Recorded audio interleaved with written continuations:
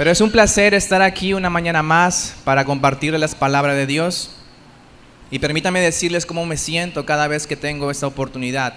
En palabras de Richard Baxter y Adrian Rogers, predico como si nunca estuviera seguro de que volveré a hacerlo, como un mendigo diciéndole a otro mendigo dónde encontrar pan. Así que busquemos en oración la bendición de Dios en su palabra, que será predicada esta mañana, y también porque nuestros corazones sean abiertos a su voz. Oramos. Padre y Señor nuestro, tierno y soberano, gracias por permitirnos reunirnos esta mañana a escuchar tu voz. Eres el único que merece todo nuestro ser. A ti nos rendimos, te pertenecemos, pues nos compraste con la sangre de tu Hijo Jesucristo.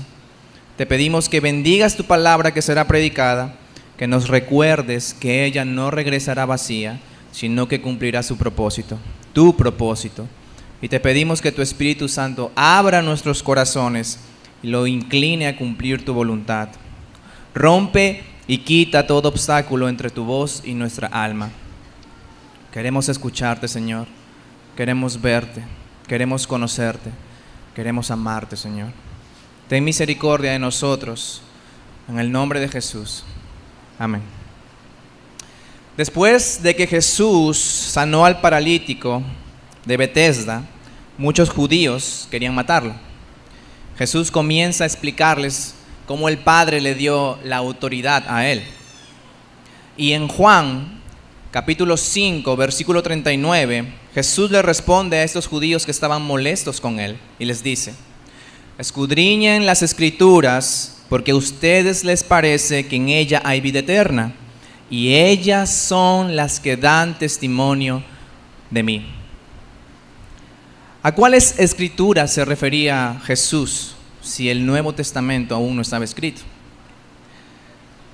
Está claro que Jesús se refiere a los 39 libros de la Biblia hebrea, o como nosotros lo conocemos, el Antiguo Testamento. Cada libro del Antiguo Testamento habla de Jesucristo. Las Escrituras dan testimonio de Él.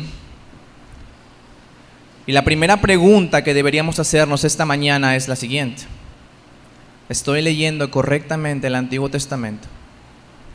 ¿O leo los Salmos y los Proverbios para ver qué está bien y qué no está bien, pero no veo a Jesús? Esa es la pregunta que deberíamos hacernos el día de hoy.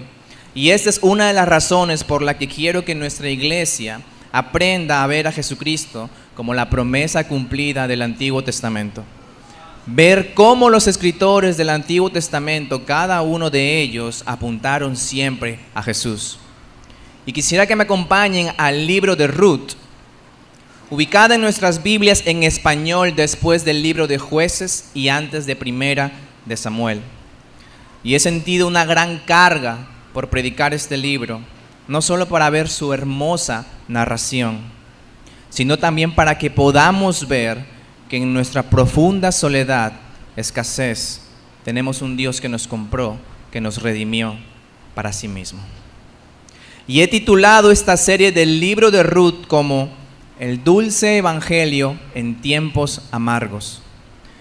Y si te preguntas, el evangelio de Jesús en el Antiguo Testamento, pero si Jesús aún no había nacido, y es verdad, pero Dios de muchas maneras ya anticipaba el maravilloso mensaje de redención para los que se encuentran solos, para los que están pobres, para los que están desvalidos, como tú, como yo. Y hay muchas razones por las cuales estudiar el libro de Ruth, muchísimas, pero la que quiero presentar el día de hoy fue que el libro de Ruth fue escrita para que sus lectores entiendan que Dios gobierna en cada aspecto de nuestras vidas. Él es soberano en nuestros momentos de escasez como en los momentos de abundancia. No hay nada, absolutamente nada que se escape de sus manos. Él es bueno, Él es fiel, Él cumple sus promesas. El libro de Ruth nos muestra que detrás de una providencia que frunce el ceño se encuentra una sonrisa escondida de Dios. Así que acompáñenme por favor al primer capítulo del libro de Ruth. Esta mañana vamos a ver versículos del 1 al 6. Y he titulado el primer sermón de esta serie como Una provisión divina en mi humana escasez. Así que leemos, por favor. Aconteció que en los días en que gobernaban los jueces, hubo hambre en el país. Y un hombre de Belén de Judá fue a residir a los campos de Moab con su mujer y sus 2 hijos. Aquel hombre se llamaba Elimelec, y su mujer se llamaba Noemí. Los nombres de sus 2 hijos eran Malón y Kelión, efrateos de Belén de Judá. Y llegaron a los campos de Moab y allí se quedaron. Y murió Elimelec, marido de Noemí, y quedó ella con sus 2 hijos. Y ellos se casaron con mujeres moabitas. El nombre de una era Orfa y la otra era Ruth. Y habitaron allí unos 10 años. Murieron también los 2, Malón y Kelión, y la mujer quedó privada de sus 2 hijos y de su marido. Versículo 6. Entonces se levantó con sus nueras para regresar de la tierra de Moab, porque ella había oído en la tierra de Moab que el Señor había visitado a su pueblo para darles alimento. Y me gusta más la versión de la Reina Valera, pues dice, se acordó de su pueblo para darles pan. Así que he dividido este sermón en 4 secciones. Número 1, terribles circunstancias. Número 2, terribles decisiones. Número 3, terribles consecuencias. Y número 4, una tierna provisión. Así que empecemos esta mañana con las terribles circunstancias. En el versículo 1 dice, aconteció que en los días en que gobernaban los jueces. La historia relatada aquí ya nos está ubicando en qué momento de la historia ocurría esto. Se nos dice que el tiempo en que gobernaban los jueces. ¿Y qué ocurría en ese tiempo en que estaban gobernando los jueces? Y dejemos que la misma palabra de Dios responda. No tienen que voltear la hoja, tal vez, pero vayan al último versículo del libro de Jueces, capítulo 21, versículo 25. Jueces 21, 25 dice, en esos días no había rey en Israel, y cada uno hacía lo que le parecía bien ante sus ojos. En palabras actuales, cada persona en ese tiempo hacía lo que le daba la gana. Imagínense vivir en un mundo donde todos hagan lo que les da la gana. Eran momentos de crisis espiritual para el pueblo de Dios. Y algunas veces en esta vida, tengo 2 estudiantes aquí, bueno, tengo más estudiantes aquí, pero a veces en el aula digo, Señor, ¿cuándo vuelves? Porque mis alumnos viven como la era de los jueces, cada uno hace lo que le da la gana. Pero imagínense vivir eso multiplicado por 1000. Eso es el contexto donde ocurre nuestra historia. Seguimos con el primer versículo. Hubo hambre en el país. La crisis espiritual a veces también trae una crisis material. Acompáñenme por favor al libro de Levíticos, capítulo 26, versículos 3 al 5.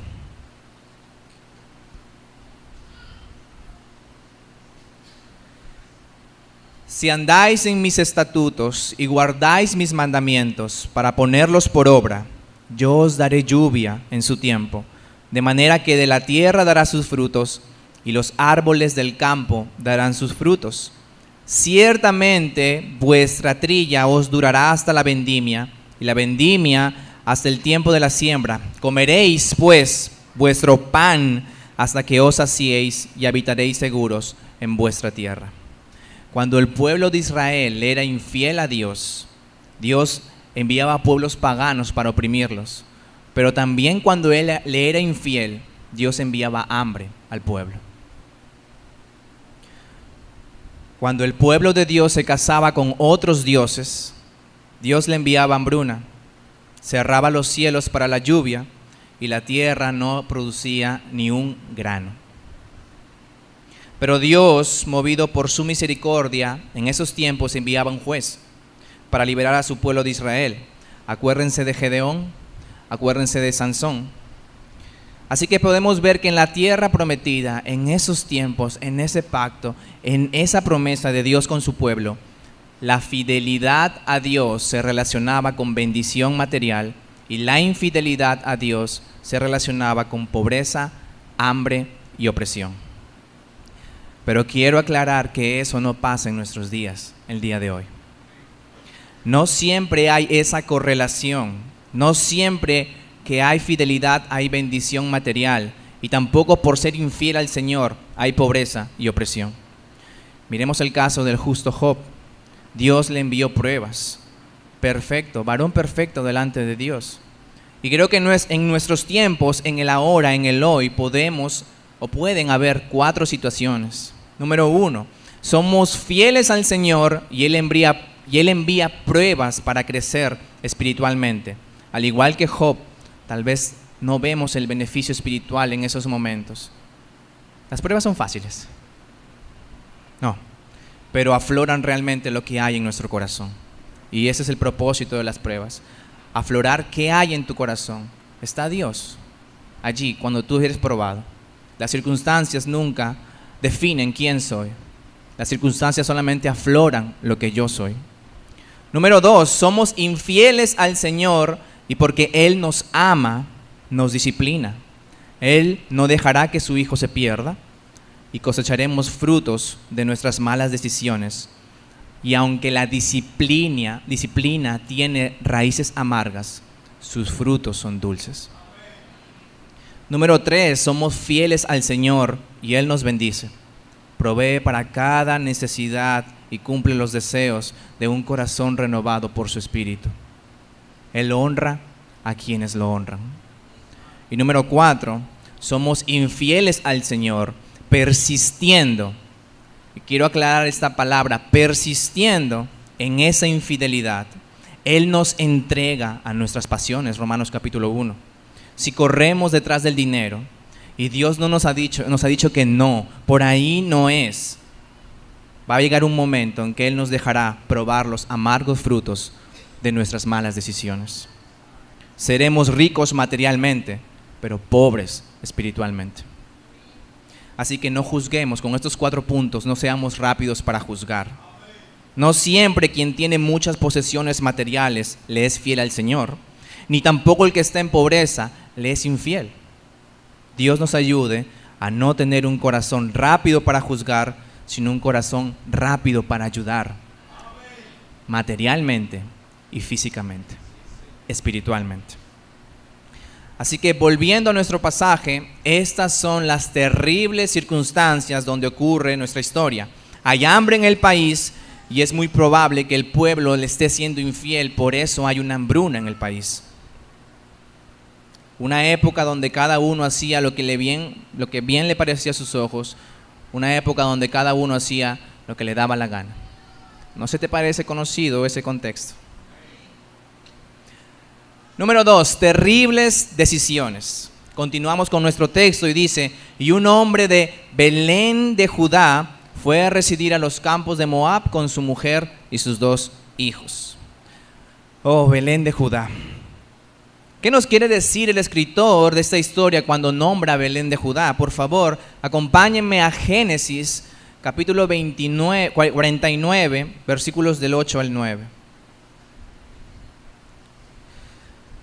Cachorro del león es Judá, dice el versículo 9. El cetro no se apartará de Judá, ni la vara del gobernante de entre sus pies. Sí, en ese preciso momento, el escritor de esta carta estaba apuntando al rey conforme al corazón de Dios, David.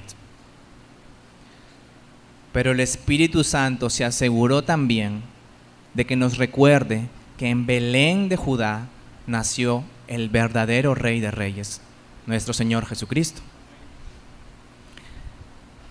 ¿Quién lleva un cetro? Como hemos leído en Génesis 49. Solamente el rey. ¿Y qué hace el rey? Gobernar. Pero, ¿cómo gobierna un corazón? ¿Cómo gobierna un rey conforme al corazón de Dios? Pues este rey no gobierna como bien le da la gana, sino como a Dios le place gobernar su pueblo, sino como Dios quiere y como Él quiere que nosotros entendamos cuál es su voluntad. Y cuando yo siempre recuerdo o escucho la palabra voluntad, me acuerdo de Romanos, cuando Pablo dice que la voluntad del Señor siempre es buena, siempre es agradable y siempre es perfecta. Jesús es nuestro verdadero Rey y todo lo que Él media en esta vida es bueno, es agradable y es perfecto, aunque nosotros en este momento no lo estemos viendo. Así que el escritor traía esperanza a los oyentes de su época y el Espíritu Santo se aseguró de traer también esperanza para nosotros. En Jesús, nacido de Belén de Judá, tenemos esperanza. Y una esperanza que no defrauda. Esperemos pacientes. La aflicción que tú estés pasando en esta mañana o la aflicción que vengas trayendo desde mucho tiempo atrás, déjame decirte que hay esperanza para tu aflicción en Jesús, en Belén. Belén en hebreo quiere decir casa de pan. Y esto es debido a sus grandes cultivos de trigo que tenían alrededor de la ciudad. Sin embargo, en esta parte del texto también leemos otra ciudad que es Moab. ¿Quién era Moab? Pues uno de los más grandes enemigos del pueblo de Dios. Acompáñenme por favor a Deuteronomio, capítulo 23, versículo 3.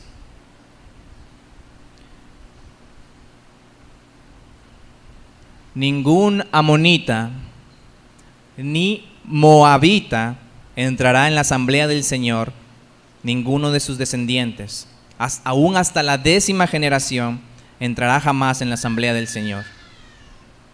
Moab era enemigo de Dios.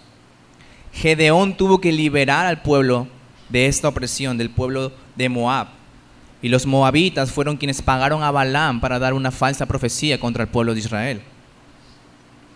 Así que miren la ironía de este versículo. Leemos, dice que un hombre de Belén de Judá fue a residir a los campos de Moab. La ironía es que este hombre se va de la casa de pan porque no hay pan en la casa.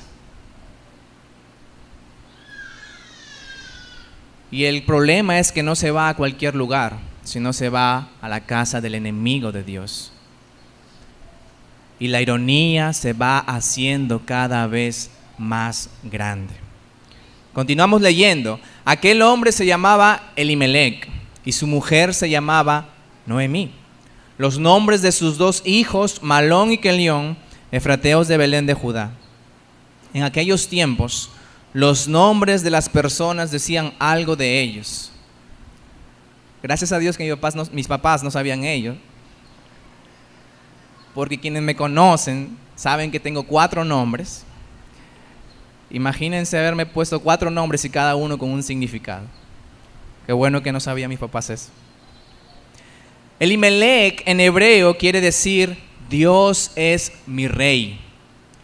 Y aquí va porque mencioné que la ironía va haciéndose cada vez más grande.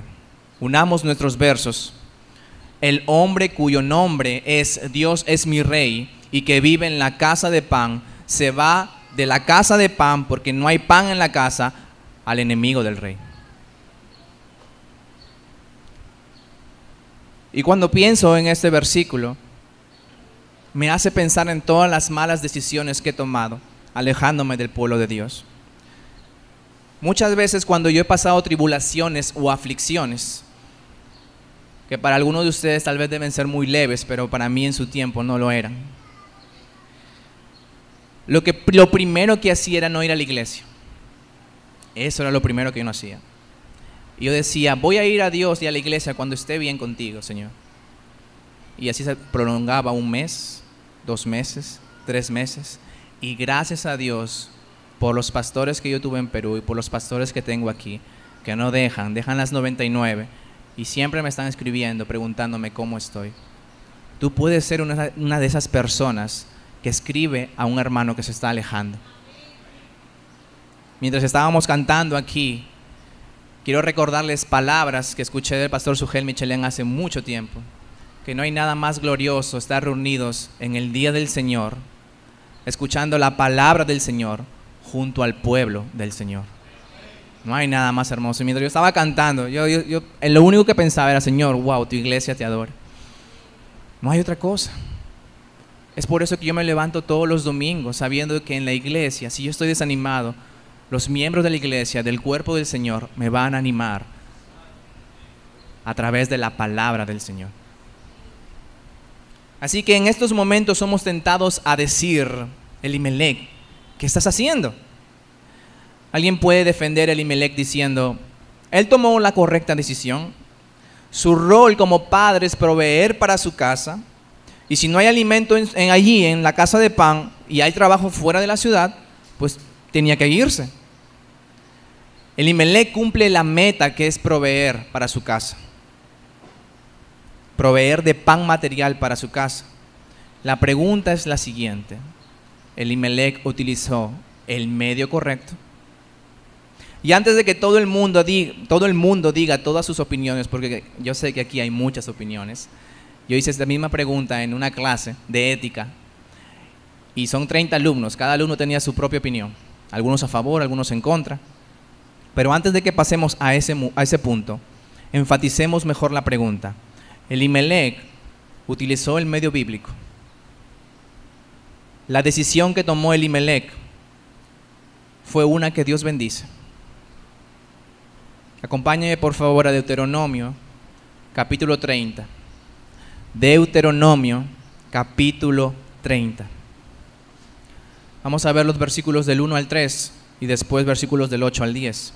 Dice el Señor, y sucederá que cuando todas estas cosas hayan venido sobre ti, ¿cuáles cosas? Bendición y la maldición que he puesto delante de ti, y tú las recuerdes en todas las naciones a donde el Señor te haya desterrado, y vuelvas al Señor tu Dios y tus hijos, y le obedezcas de todo corazón y con toda tu alma, conforme a lo que yo te ordeno hoy.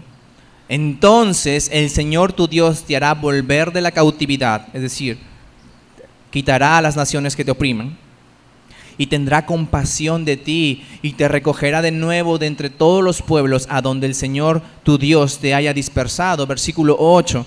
Y tú volverás a escuchar la voz del Señor, y guardarás todos sus mandamientos que yo te ordeno hoy. Entonces el Señor tu Dios te hará prosperar abundantemente en toda la obra de tu mano, en el fruto de tu vientre, en el fruto de tu ganado y en el producto de la tierra. Pues el Señor de nuevo se deleitará en ti para bien, tal como se deleitó en tus padres, solo si, versículo 10, obedeces a la voz del Señor tu Dios, guardando sus mandamientos y sus estatutos que están escritos en este libro de la ley. Y si tú te vuelves al Señor, si tú te arrepientes al Señor, tu Dios, con todo tu corazón y con toda tu alma, Él cortará la hambruna. Así que Elimelec tomó la decisión correcta de irse a Moab. Eso es lo que dice los versículos que hemos leído. No, fue la decisión más fácil. Cuando tienes que tomar decisiones en tu vida, considera lo espiritual antes de lo material. O eres como Elimelec, que vio en Moab, en la casa del enemigo, pan material, sin importar que allí adoraban otros dioses, sin importar que allí no había pan espiritual para su familia. Pero como su rol era proveer solamente pan material, su mirada, sus ojos estaban puestos en las cosas materiales de este mundo, y él no vio lo espiritual. Y el ejemplo más práctico es, yo despedí a alumnos de 12º este último mes que pasó, y mi temor de que estos alumnos no tengan las bases sólidas de su fe, que cuando vayan a la universidad sean tratadas de derrumbarlas. Mi misión, al menos yo como entiendo, como profesor en 12º, en el último año del colegio, es tratar de que su fe sea sólida. Porque yo sé lo que hay en la universidad. Cosmovisiones de todo el mundo, familias dispersas de todo el mundo. Pero hay universidades aquí que mantienen una línea evangélica.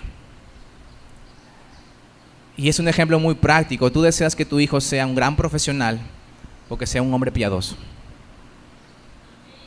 ¿Qué es lo que tú quieres? Eres como Elimelec, que ve las posesiones materiales y no las bendiciones espirituales.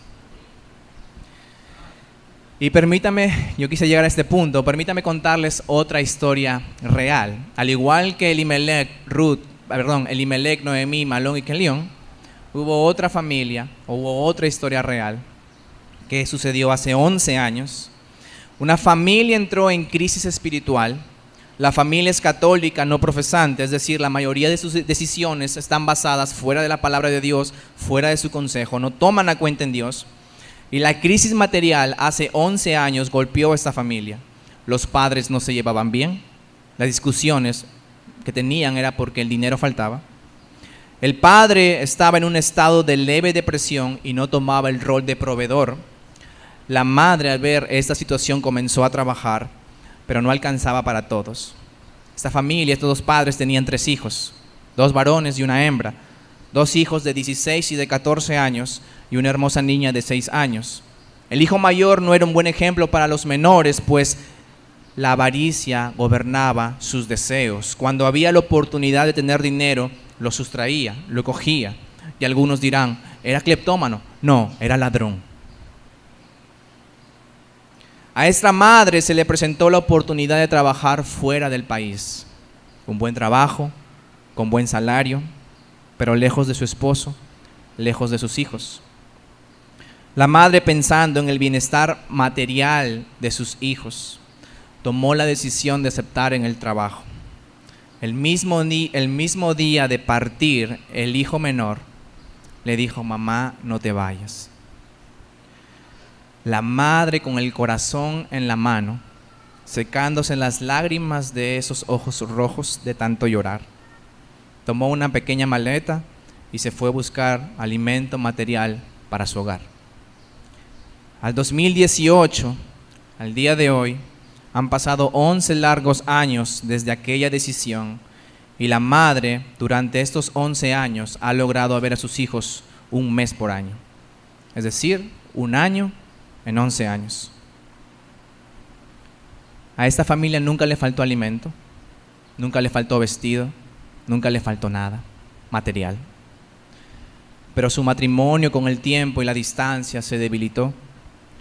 Parecen vivir un divorcio emocional, pero no uno formal escrito en un papel. Sus hijos crecieron todo este tiempo sin el cálido amor de una madre y con una abuela que trataba de cubrir ese vacío. Crecieron sin observar el amor que los padres deberían expresarse delante de sus hijos. Yo no entiendo por qué los padres no expresan amor delante de sus hijos. Crecieron sin observar el amor de estos padres. Hoy en día esta familia se comunica a diario con el avance de la tecnología. Antes se comunicaban, creo, una vez por semana, ahora todos los días con la tecnología. El día de hoy la distancia parece algo normal. Sin embargo, toda la familia, cada uno de los integrantes, sabe que no es así. Algo se rompió dentro y entre ellos. Y uno de ellos lo sabe muy bien. Y es el hermano mayor. Y sé que muchos padres se sienten identificados con esta historia y apoyarán la decisión que tuvo la madre por buscar bienestar, por buscar provisión para su familia. Y sé que muchas madres aquí estarían dispuestas a hacer lo mismo por sus hijos si ven que su padre no provee para ellos. No es fácil tomar una decisión de esa magnitud, pero permítanme decirles que Dios sigue siendo Dios en nuestras necesidades. La pregunta ahora es, ¿esta mujer tomó la decisión correcta? Para las personas que tienen los ojos en este mundo, sí, fue una decisión correcta. Pero fue una decisión que Dios bendijo. No, las consecuencias de esta decisión son divorcio emocional, hijo rebelde, desunión familiar, falta de perdón, falta de amor. Fue tal vez la decisión más fácil, pero no necesariamente la decisión que Dios bendice. Y sé que después, inclusive de haber dicho esto, aún hay personas que apoyarán la decisión de esta madre. Yo soy el hijo mayor de esta historia.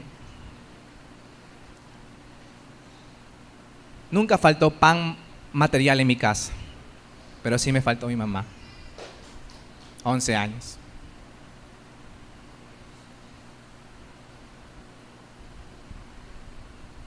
No todo vale para salir de la crisis.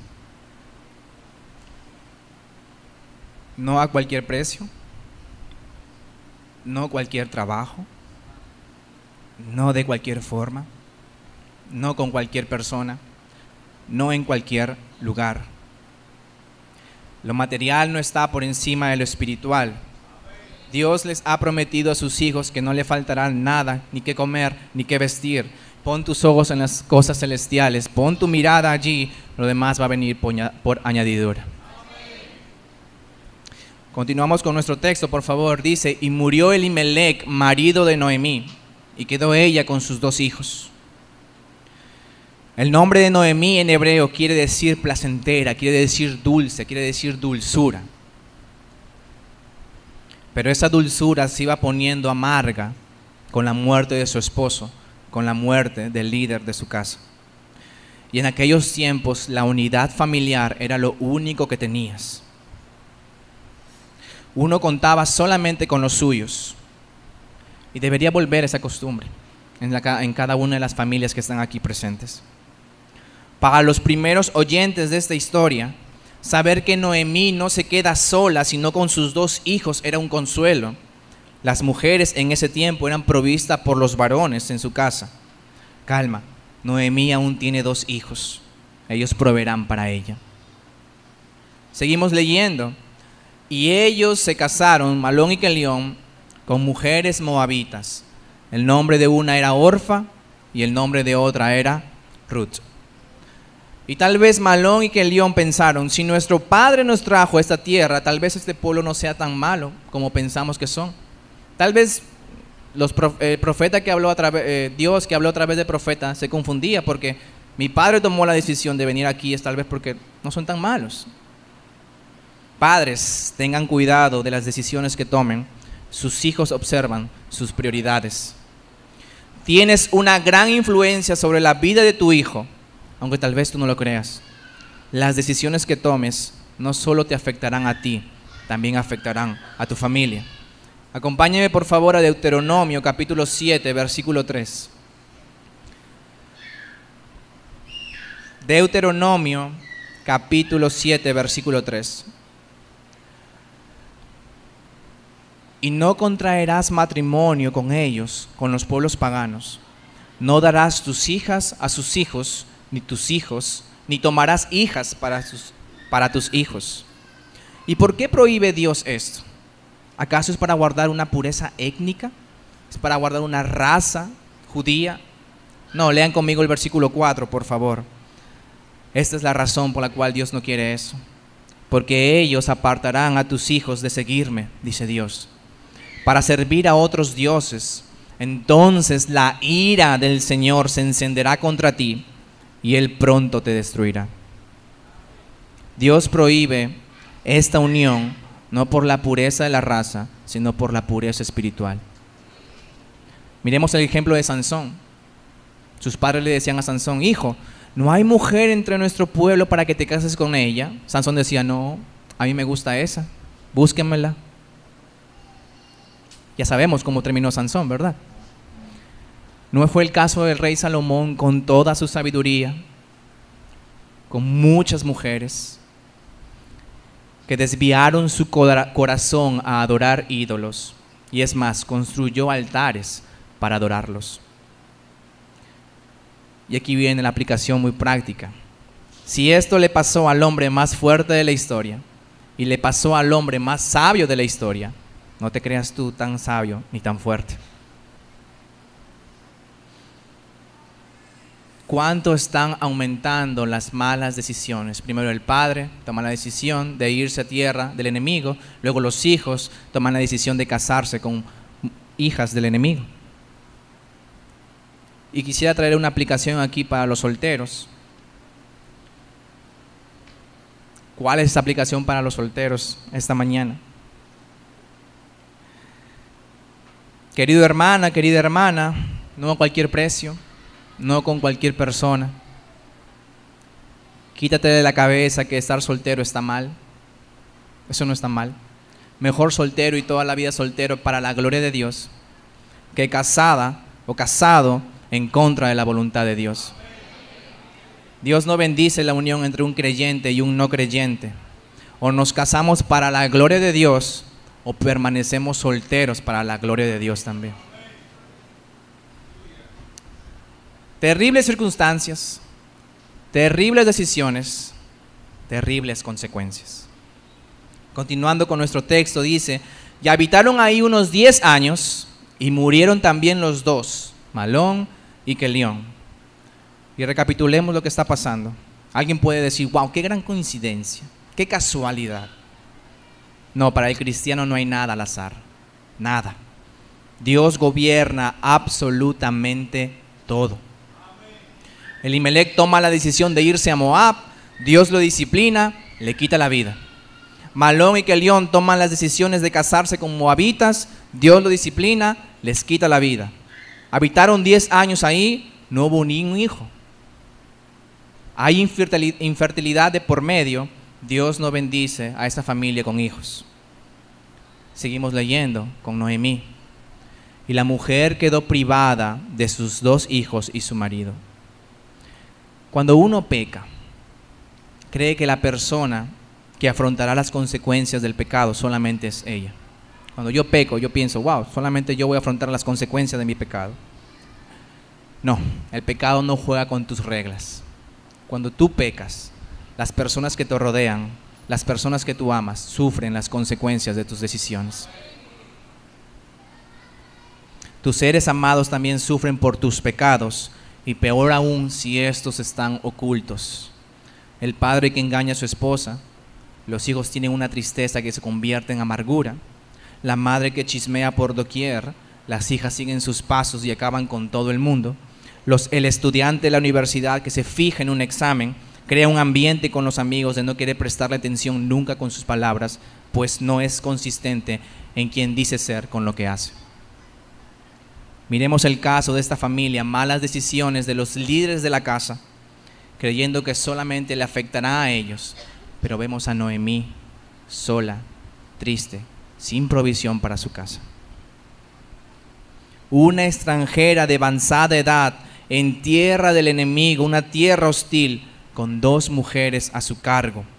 Y lo único que les queda a estas mujeres es mendigar pan. Qué triste situación.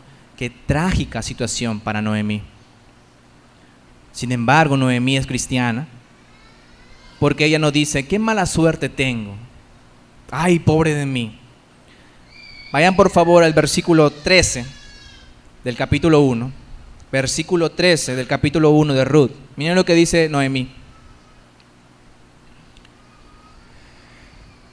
No, hijas mías, porque eso es más difícil para mí que para vosotras, pues la mano del Señor se ha levantado contra mí.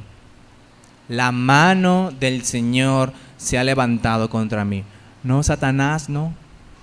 La mano del Señor se ha levantado contra mí. Versículo 20. Ella les dijo una vez más: no me llaméis Noemí, llámeme Mara, porque el trato del Todopoderoso me ha llenado de amargura. El Todopoderoso, no Satanás, no mis circunstancias. El Todopoderoso me ha llenado de amargura. Noemí no le echa la culpa ni a sus circunstancias, sino que ve la mano de Dios en sus penurias, en su aflicción. Debemos ver la mano soberana de Dios no solo en las bendiciones, sino también en las dificultades. Así como un padre utiliza la mano para disciplinar a sus hijos, también utiliza la mano para acariciarlos. Tampoco veamos solo a Dios como quien media nuestra aflicción, nuestra tristeza, sino también veamos la mano de Dios en el consuelo, en la restauración, en la provisión. Así como un padre utiliza la mano para disciplinar a sus hijos, también utiliza la misma mano para consolarlos, para acariciarlos. El personaje principal en esta historia, en este pasaje que hemos leído, no es Elimelec, no es Noemí, no es Ruth, es Dios. Dios ha permitido que ellas cosecharan las consecuencias de las malas decisiones de sus esposos, para que puedan ver el amor, la misericordia, la bondad, la gracia de un Dios que le ama y que te ama también. Recordemos a Job cuando pasó todas las tribulaciones que a nuestros ojos no merecía. Nosotros conocemos toda la historia, pero miremos las palabras. De todas estas aflicciones que pasó Job, la conclusión final fue: he sabido de ti solamente de oídas, pero ahora mis ojos te ven.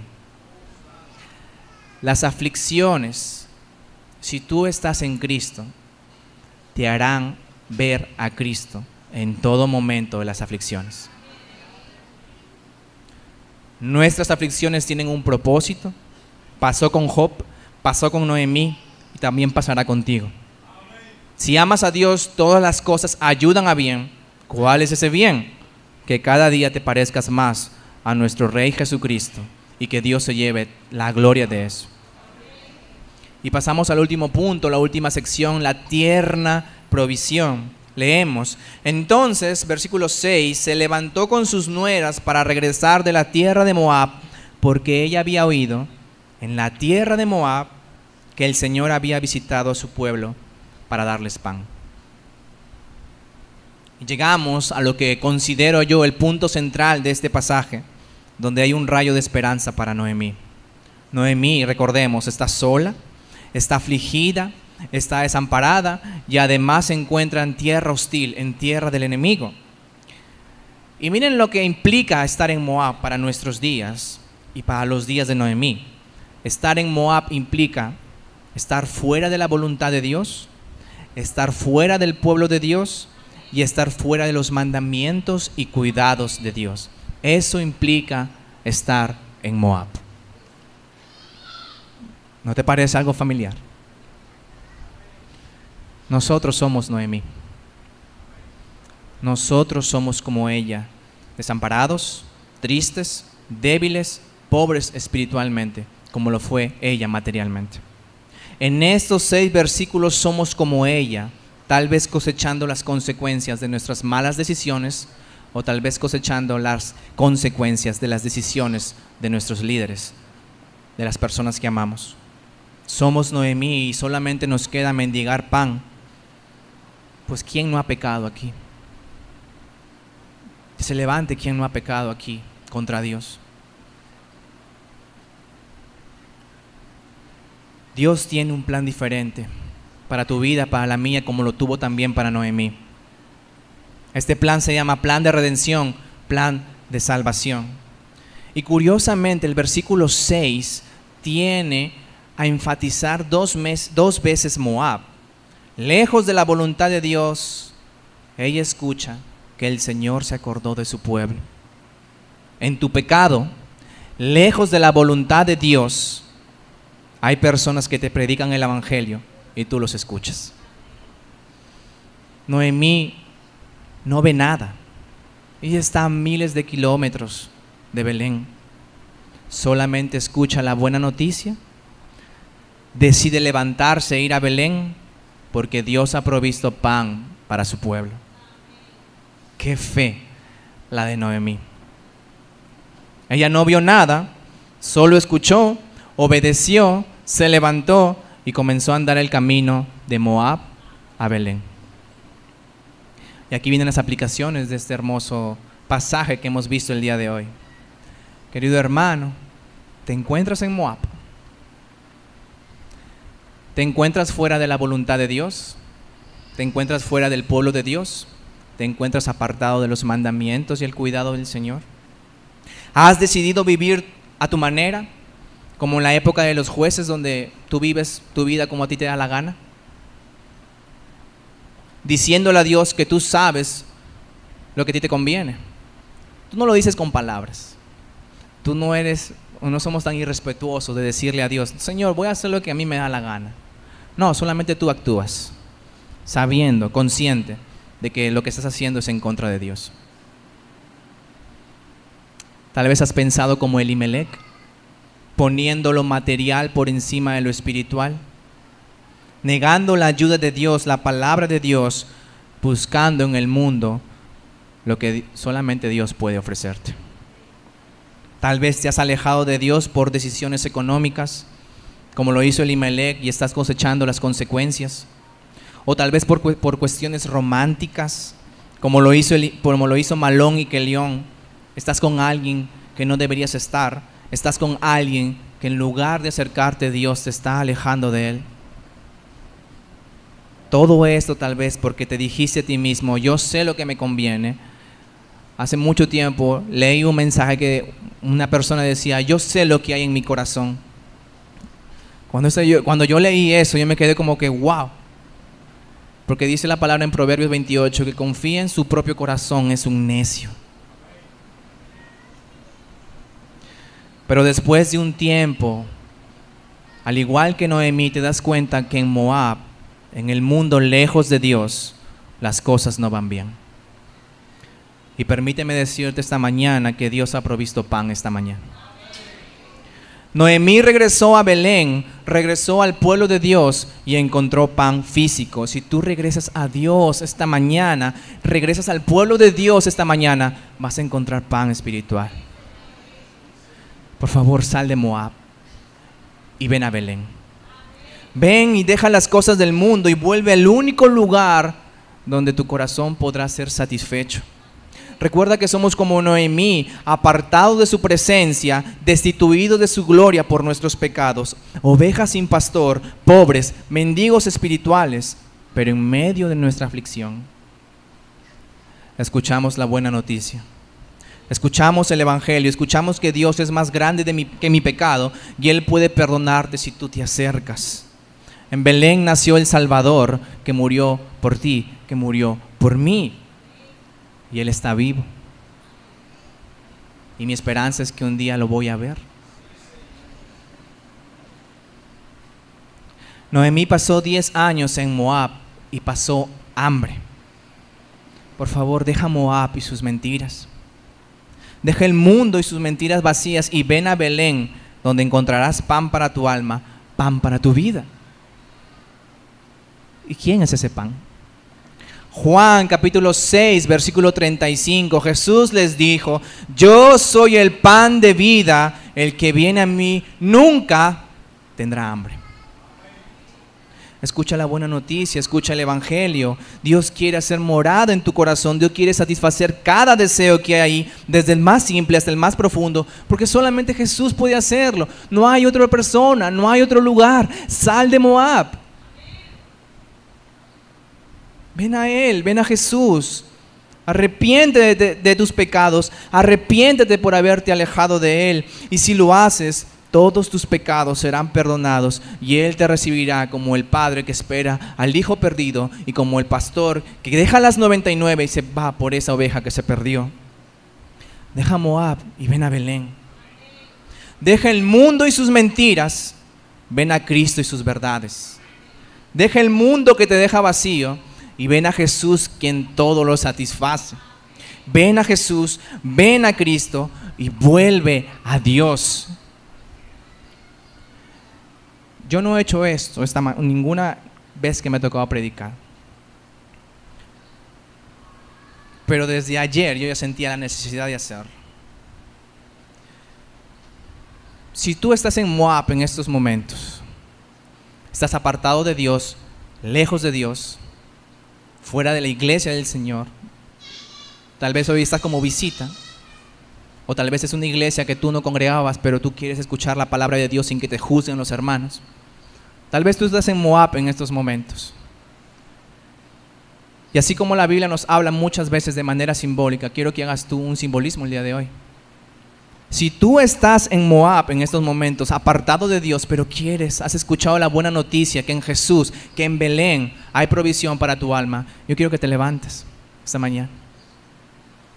Si tú estás apartado del Señor, lejos de Él, pero tú te das cuenta que no estás satisfecho, tú te das cuenta que que tu alma pide más y más y más y que el mundo no te satisface, solamente Dios puede hacerlo. Si tú estás en Moab, levántate por favor y ven que queremos orar por ti. Queremos orar por ti. Y que no te importe. A Noemí no le importó, el texto no lo dice, pero a Noemí no le importó nada lo que pasaba. Se levantó con sus 2 nueras, con 2 personas a quien sostener, y comenzó a caminar el camino a Belén. ¿Saben cómo se llama ese camino?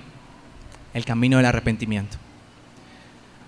Así que si esta mañana quieres decirle a Dios que estás arrepentido de eso, levántate y camina.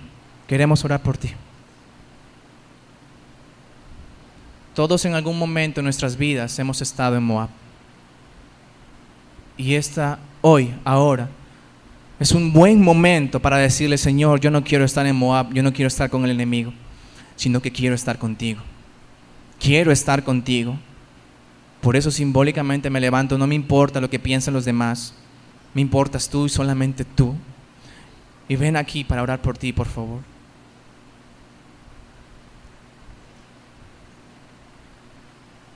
Que sea el Señor realmente hablando en nuestro corazón esta mañana.